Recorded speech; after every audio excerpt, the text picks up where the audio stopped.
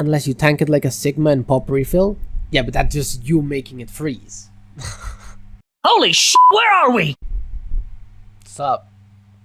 Let's get this shit started. This is gonna be a super basic lane manipulation through wave management class.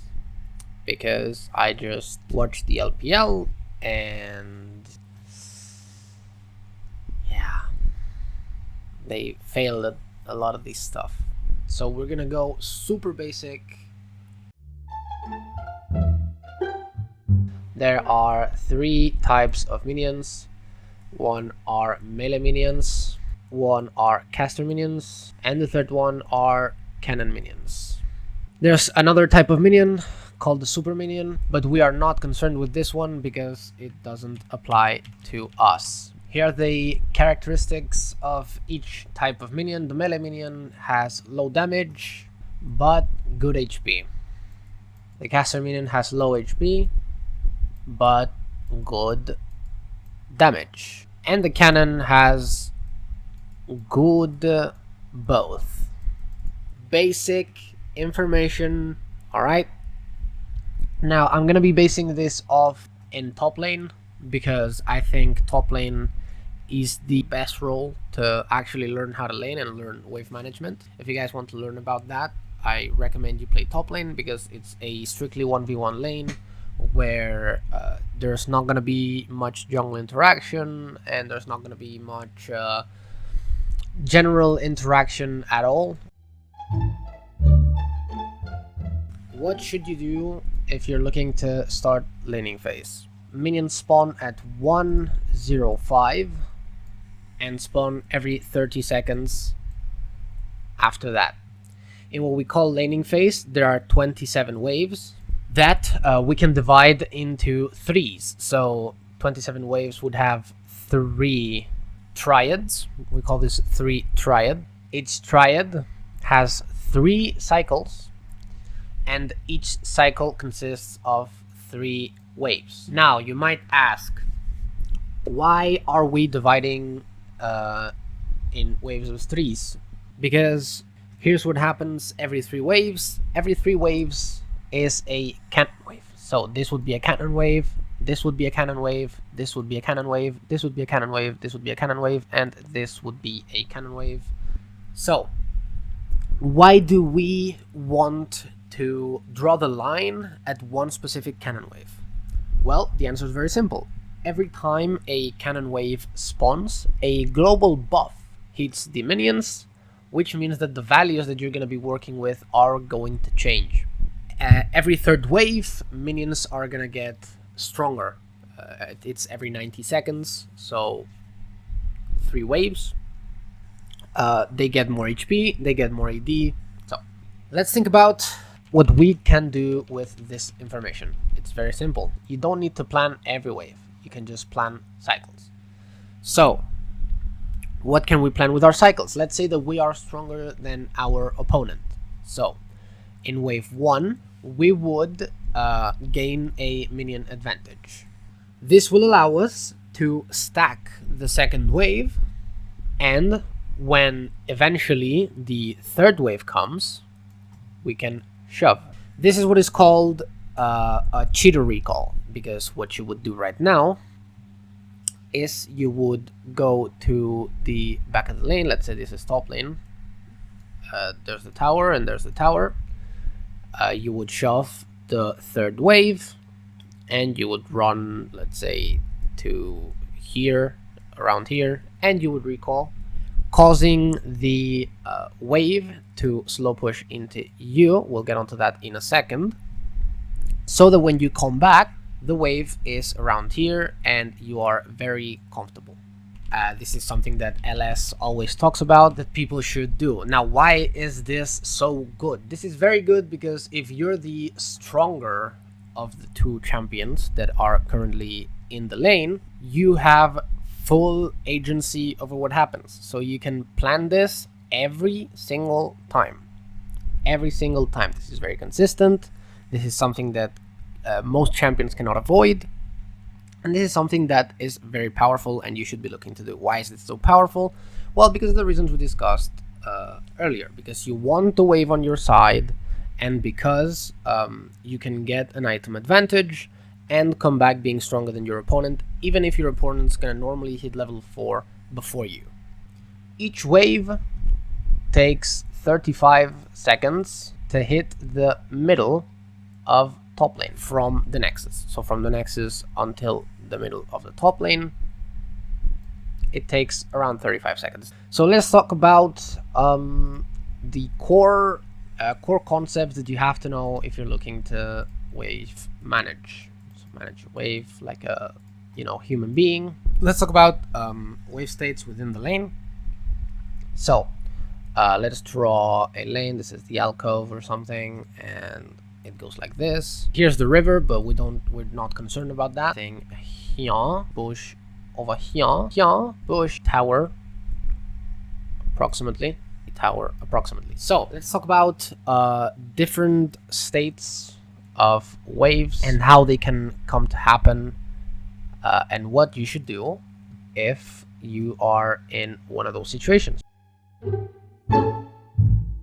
So let's say that you are blue side. We're gonna be pretending that we're blue side all the time. Let's say we have successfully tier recalled, and we come back to a wave that's about here. Our enemy is gonna be level 4, and we are going to be level 3. Is this a problem? Partially yes, partially no.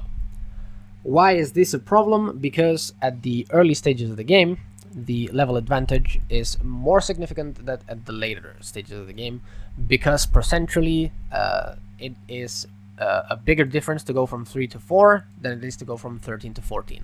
Now here is why it's not a problem. It's not a problem because if you can cheat a recall, it means that you're likely the stronger of the two champions in the earlier stages of the game. So because you're the strongest of the two champions in the earlier stages of the game, you have an innate advantage. And not only do you have an innate advantage, but recalling on wave 3 usually means that you come back to lane with, let's say you're against an AD champion, you can come back to lane with a cloth armor consistently, or longsword, or a dark seal, right? So this is obviously power that's been put into your champion that you cannot get from levels. Knowing that we're stronger, or we're about the same, because the enemy has a level disadvantage, a level advantage, so we're at a disadvantage like that, we should be looking to hold the wave here for as long as possible. Why do we want to hold the wave here for as long as possible? Well, it's very simple. The river's here, right? And the enemy champion that's currently level 4 will want to CS the wave. Very normal assumption to make. They will want to CS the wave, and we've already established that you're most likely a stronger champion right now. Now, when you cheat a recall and you come back, you normally need around 3 to 6 minions, like half a wave to a wave, in order to hit level 4. Let's make this a very extreme example. Let's say the level 4 guy's playing Kayle, and this is Aurelia, right? So if Kayle ever tries to walk up to here, doesn't matter how big the wave is, if she tries to walk up, Aurelia is most likely going to Q a minion, and then she's going to Q onto Kayle, and then she's going to force a hard trade that Kayle has no way of winning. She has no way of winning because of the way that both champions interact in the earlier stages of the lane. Later on it can change, although Aurelia is a very hard counter to Kayle, because at all stages of the lane she can basically threaten lethal. Aurelia, what she should be looking to do is she should be looking to hold the wave around here. And by holding the wave around here, you make it so that the Kayle has to either, 1, give up CS completely, or she walks up to the wave in order to get CS, and you trade a chunk of XP, a chunk of HP for her CS. Maybe you can find lethal, because that's how Aurelia works, and prevent them from walking up like that. What Kayle needs to do, if she finds herself in her situation, is call up the jungler, make it so that it's a 2v1, so you can shove the wave and not get engaged on when you're trying to CS it. You forgot the part where Aurelia 1v2s the Kayle and her jungler buddy? Okay, no, let's not go for that. Oh my god, Doof, sorry for missing that. Thank you very much for 8 months, dude. 8 months, that's kind of crazy. Sorry for missing that. Man, feel bad for missing that. Sorry. So yeah, she has to call up her jungler to shove the wave, and then what's gonna happen is that the next wave is gonna be under tower. It's gonna die under tower, and the wave after that is most likely gonna be slow pushing into the Kayle. Why is it slow pushing into the Kayle? Well, now we get into the nitty-gritty of wave management. Tower. Let's say the wave is here. Let's say it's the same number of minions on both waves. Then this wave is going to be slow pushing towards the blue side. Why? Because the reinforcing wave is going to arrive here much sooner, and because it's going to arrive much sooner, it's going to start killing the enemy minions so much faster than this reinforcing wave that has a long way to come. So by the time the reinforcing wave from the blue side arrives at the wave, the former wave, which was again stationed here, will most likely already be dead. Okay, which means that this side has a minion advantage, which means that it's pushing onto the other side. That's one rule. So let's say there are 3 blue caster minions, and let's say that the next wave is on its way. So these are melee, caster. What's going to happen to this wave? So let's say that these 3 were left over from an earlier wave. This is actually a very common theme that you are going to be seeing a lot in your laning games. So what's going to happen to this wave? Does anybody know? It will get frozen, no? Wrong. Slow push out? Wrong. You're both wrong. This wave is not frozen because this will never push into the tower, and this wave is not slow pushing because it doesn't have an advantage. Like it's at a disadvantage when the reinforcing wave comes, but it's still over here, right? So both of those scenarios are false. I had to come up with a term with this. I called it a hold, where the red side wave is going to be stopped here, and when the next wave comes, it's going to start a slow push, which is not the same as it being slow pushing already. If you said that this will eventually slow push, you're correct. But this, as it stands, is not a slow push. We have to be thorough. I divide into hold, push, and freeze. These are the 3 concepts that I use for laning, for wave manipulation. Hold is what we're seeing right now, push is what we're going to be seeing next wave, and freeze is what we're going to be seeing the wave after that. I want to clear out a misconception real quick. Freeze is not something that happens. Okay? Freezes do not happen. You make them. Let me explain. A natural wave has 2 states. It either holds or it pushes. Freeze, you might identify this as a freeze. This, however, is not frozen. You have to make it freeze. How do you make it freeze?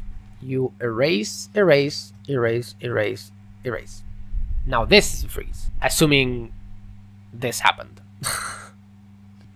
4 minions is the standard golden rule for a freeze. It's never, and I repeat, it will never continue as 4 minions. Because if the next wave comes here, this will eventually crash into the tower and the push is going to be reverted. So a freeze is not something that naturally happens. It's something you do. Unless you tank it like a Sigma and pop refill. Yeah, but that's just you making it freeze. 4 minions, yes. We can say that it's actually 3.5 minions, because if you actually had a cannon and 2 casters, this would also make a freeze. A freeze, what essentially is a wave that would eventually push into your tower. You thin it so that it kills your wave, but it doesn't shove into the tower. What's gonna happen here, guys? I'm actually waiting for an answer, by the way.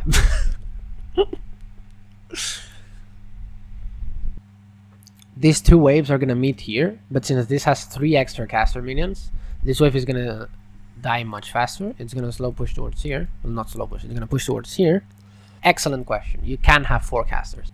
What you cannot have, okay, you need 4 minions and a minimum of 2 casters. If you have 3 melees and 1 caster, this is where the properties of minions come in. 3 melees don't actually do enough damage to kill this wave. So what's gonna happen here is this is held instead of pushing, because 3 melee minions and 1 caster don't actually have enough damage to kill the next wave.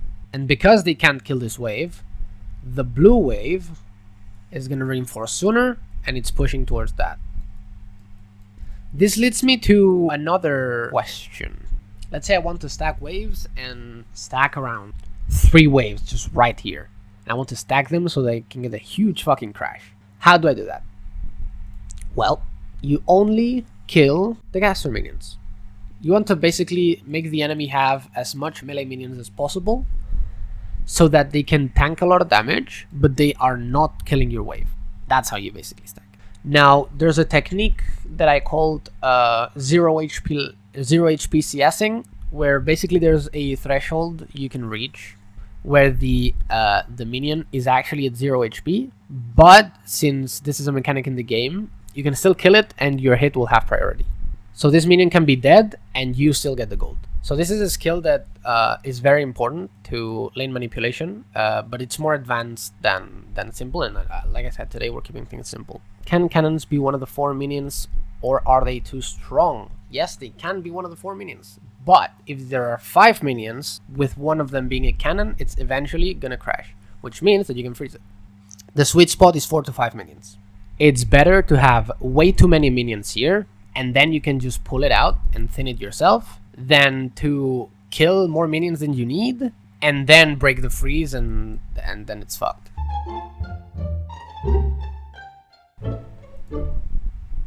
Okay, so neutral lane states. This is wave 1. Can someone tell me what happens with neutral lane states? Because this is actually very interesting, and it's probably something you wouldn't think about. Because you would think that it's probably going to come down to RNG, and it kind of is, but not really. If uninterrupted, okay, just so we're clear, this is never going to happen in your game. There's this interaction where 2 waves don't kill each other fast enough before the next wave arrives. This always happens, by the way. 2 waves neutral are not going to kill each other before the next wave spawns, which means that these 2 waves are just going to keep growing, and they're going to keep growing and keep growing and keep growing and keep growing and keep growing and keep growing. And what you're going to see, you can actually test this in a practice tool game if you want to see it. You fast forward 10 minutes, and what you're going to see is you're going to see a huge accumulation of minions on both sides, and you're going to have like a massive fight in mid lane with like, I don't know, tens of minions. It's very funny. So that's what happens when minions are uninterrupted. So this is useful to know because of what causes this. So like I said, what causes this is that 2 neutral waves are not going to kill each other fast enough before the next wave comes. In the later stages of the game, there's this mechanic with minions where the team that's ahead has stronger minions than the team that's behind.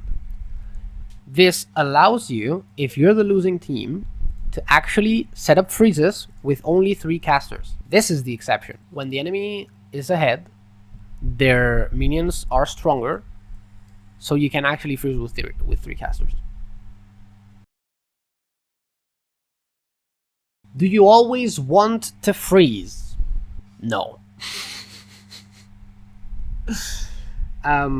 You especially do not want to freeze if you're the Kale from that example that we talked about earlier. Why do you not want to freeze if you're the Kale from earlier? You're playing Kale, the enemy is Aurelia, and you have a wave, and let's say she fucked up the freeze, and now it's pushing back to you.